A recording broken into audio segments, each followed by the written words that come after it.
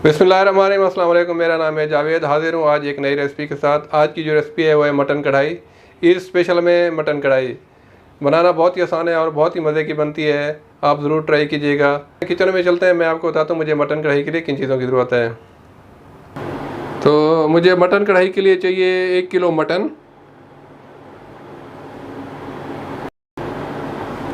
और मुझे चाहिए 4000 टमेटोज़, और कुकिंग के लिए चाहिए मुझे आधा कप घी। आप ऑयल या ऑलिव ऑयल यूज़ कर सकते हैं। और मुझे चाहिए हरा धनिया कटा हुआ बारीक, और लंबी लंबी कटी हुई अदरक, और 4 से 5 हरी मिर्च कटी हुई।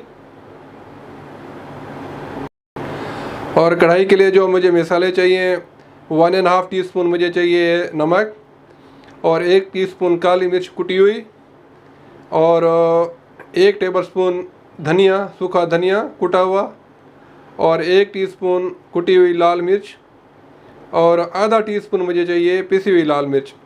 तो मिसाले आप कम ज़्यादा कर सकते हैं। तो कढ़ाई के लिए बस यही मिसाले हैं, इसी से बेहतरीन कढ़ाई बनेगी इंशाल्लाह। और मुझे चाहिए 2 टेबलस्पून अदरक लहसुन का paste, ginger garlic paste 2 tablespoon. तो बिस्मिल्लाहिर्रहमानिर्रहीम, अभी शुरू करते हैं कढ़ाई बनाना। मेरा घी गर्म हो गया है। तो सबसे पहले इसमें मैं डालूँगा मटन।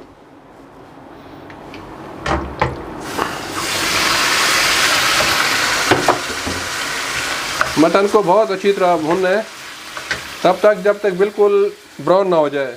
अगर आप मटन को अच्छा भूनेंगे तो कढ़ाई बहुत मज़े की बनेगी।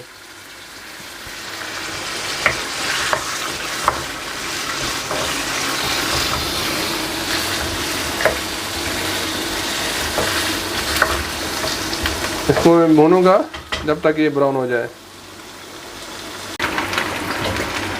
तो अभी मेरा मटन ब्राउन हो गया है, अच्छा ब्राउन हो गया है। तो अभी मैं इसमें डालूँगा सबसे पहले अदरक लहसुन पिसा हुआ।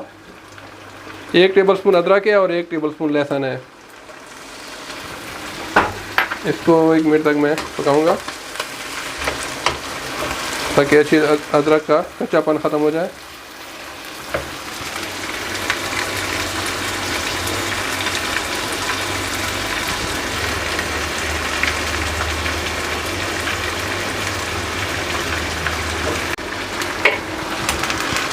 एक मिनट अदरक लहसुन को पकाने के बाद मैं इसमें डालूंगा 1.5 टीस्पून सॉल्ट। आप इसको कम ज़्यादा कर सकते हैं अपने हिसाब से।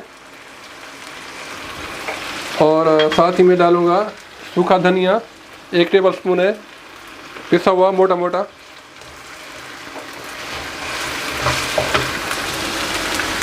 और 1 टीस्पून काली मिर्च कुटी हुई,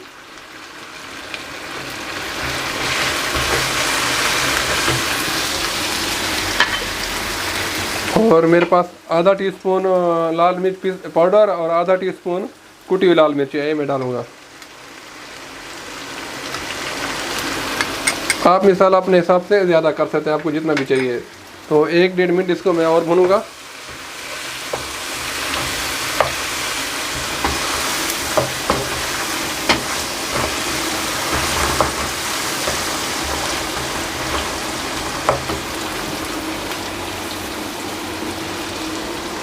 मैंने टमाटर की स्किन उतार के इसको छोटा छोटा चॉप कर लिया है।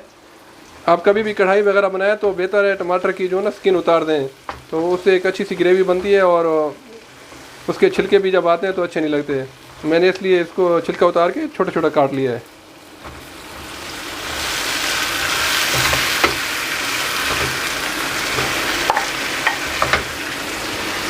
तो बस इतने ही मसाले। अभी मैं इसको तकरीबन ढक के 35 से 40 मिनट तक पकाऊंगा, जब तक गोश्त अच्छी तरह गल ना जाए। तो जब तक ये गोश्त गलता है फिर मिलते हैं हम लोग। फिर मैं आपको दिखाता हूँ इसको आगे क्या करना।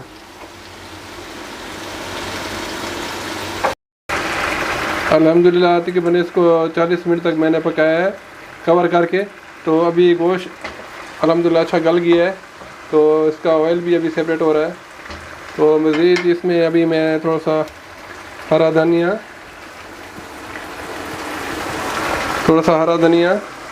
और लंबी कटी हुई अदरक थोड़ी सी, और 3 से 4 हरी मिर्चें।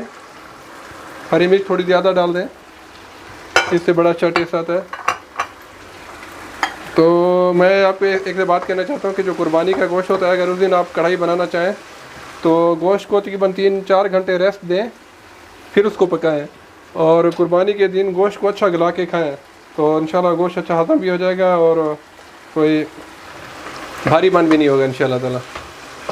उसमें अदरक लहसुन का अच्छा इस्तेमाल करें और गोश्त को अच्छी तरह भुनें और गला के खाएं, अच्छा गला हुआ गोश्त वो खाएं। तो अभी इसको मैं ढक के मज़ीद 5 मिनट तक पकाता हूँ, फिर मैं दिखाता हूँ इसकी फ़ाइनल लुक।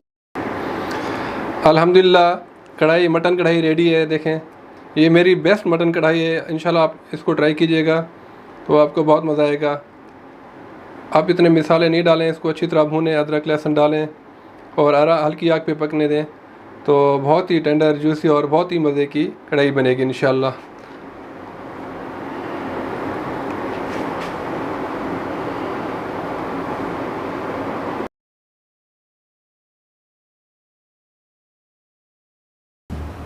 उम्मीद है आज की रेसिपी आपको पसंद आई होगी। अगर पसंद आई है तो प्लीज़ मेरे चैनल को सब्सक्राइब कर दीजिएगा, लाइक कीजिएगा। तो इंशाल्लाह जल्द मिलता हूँ एक नई रेसिपी के साथ। तब तक के लिए खुदा हाफिज़।